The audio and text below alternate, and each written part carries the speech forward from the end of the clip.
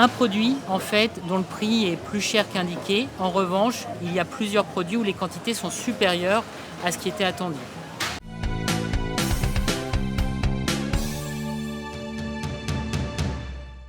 Je suis Virginie Lissal, chef de service au pôle C de la dette. Le pôle C de la dette, c'est en fait la direction de la concurrence, consommation, répression des fraudes en région. Parmi nos missions, nous avons notamment le contrôle du dispositif bouclier qualité-prix. Lors de ces contrôles, nous vérifions plusieurs points spécifiques. Le premier d'entre eux, c'est que la liste des 105 produits, puisque là nous sommes dans un établissement qui a plus de 2000 m², qui font partie du dispositif, soit bien affichée. Donc pour rappel, le bouclier qualité-prix, c'est un dispositif qui fait que les 105 produits qui sont dans cette liste doivent être vendus pour totalité pour un prix de 314 € maximum. Donc c'est très important pour le pouvoir d'achat. Ce sont pas des produits, ce sont des produits que vous pouvez trouver de manière générale. Donc il peut y avoir des marques nationales, des marques de distributeurs. Il y a 30% de produits locaux, c'est-à-dire qu'ils doivent être achetés directement aux producteurs locaux. Donc ce ne sont pas des produits de première gamme, ce sont des produits vraiment communs qui intéressent tous les consommateurs, mais que grâce à ce dispositif, nous avons réussi depuis plusieurs années à garder un prix stable. On a signé cet accord et qui permet d'assurer des prix sécurisés pour les clients sur une liste de produits. Donc il y a 106 produits effectivement sur lesquels on s'est engagé de maintenir des prix bas. On a un palier qui est à plus de 300 €. À l'heure actuelle, on est plutôt en dessous de ces 300 €. Je crois qu'on est à 297 €. Voilà. Et avec mes équipes, mon travail consiste à nous assurer qu'on a bien l'offre. Quelquefois, on a des problèmes de rupture sur ces produits, mais donc on vérifie qu'on a l'offre. C'est important que les clients puissent retrouver ces 106 produits. Et puis également qu'on ait le prix, puis qu'on ait un affichage qui permette aux clients d'identifier ces produits. Voilà. Et on a un affichage également que je vais vous montrer à l'intérieur du magasin, qui vous montre la liste des produits. Je vous remercie. Donc on va effectuer ce contrôle avec les inspecteurs. Juste rappeler, donc il y a l'ensemble des produits qui doivent être inférieurs à 314 €, que quand un produit manque, normalement le magasin doit mettre en place un produit de substitution. Donc on va voir aussi sa bonne application. Et je vous remercie d'avoir laissé l'accès aux médias. Une difficulté. Je n'étais pas venu ici, Et il est plus cher de combien le produit de substitution? 140, il est à peu près 65. C'est en été que vous changez de référence. Ah, Il y a oui, plus. changé. Il y a de temps en temps, on est sur 250 grammes à 4,29 €. 4,29. C'est un choix. 4,29. On est bon sur le verdict des prix, à signaler un produit en fait dont le prix est plus cher qu'indiqué. En revanche, il y a plusieurs produits où les quantités sont supérieures à ce qui était attendu. Il y a eu quelques produits de substitution néanmoins, c'est-à-dire qu'ils n'étaient pas toujours présents.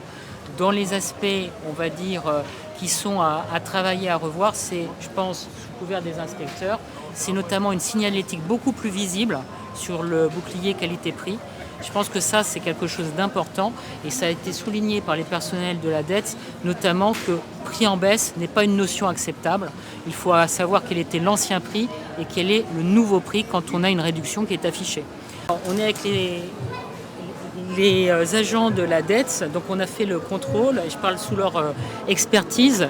Donc en termes de tarifs, on est en dessous du tarif attendu, c'est-à-dire normalement c'est 314, on est arrivé en caisse à 291, modulo le fait que certains produits sont normalement à 1 kg et nous étions sur des quantités inférieures.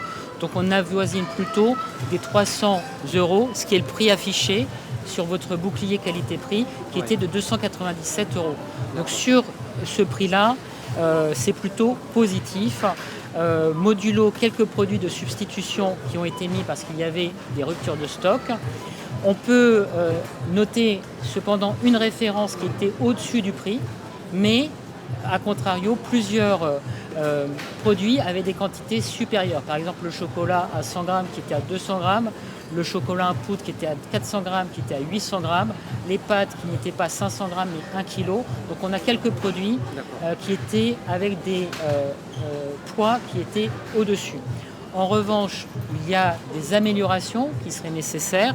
Normalement, c'est notamment l'affichage du bouclier qualité-prix, c'est-à-dire pour se repérer dans les rayons. Je trouve que l'affichage n'est pas assez visible. Il faudrait améliorer, notamment quand vous faites vos réductions. Vous faites des réductions qui sont beaucoup plus visibles pour le consommateur que le bouclier qualité-prix. Ça, c'est un point. Et puis un autre point que nous avons remarqué lors du contrôle, c'est l'affichage prix en baisse, qui n'est pas un affichage réglementaire. L'affichage prix en baisse doit permettre de dire au consommateur quel était le prix avant et quel est le prix après.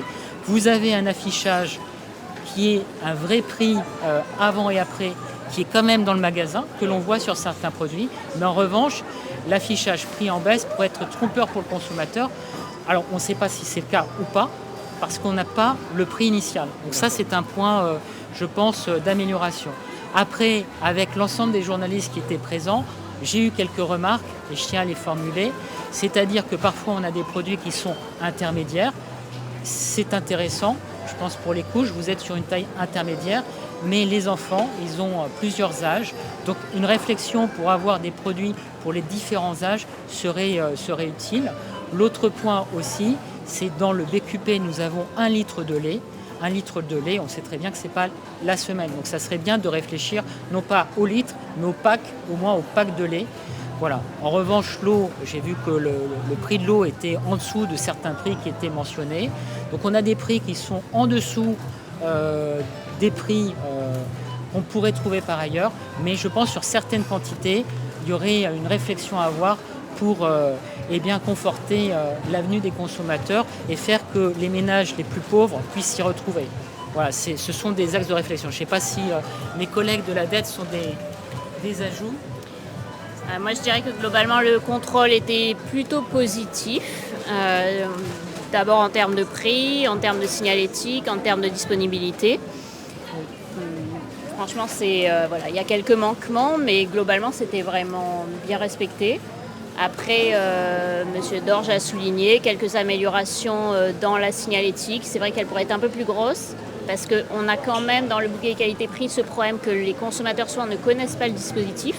Donc il faudrait vraiment pouvoir l'identifier et le différencier des étiquettes de promotion qui sont rouges, qui ressemblent beaucoup.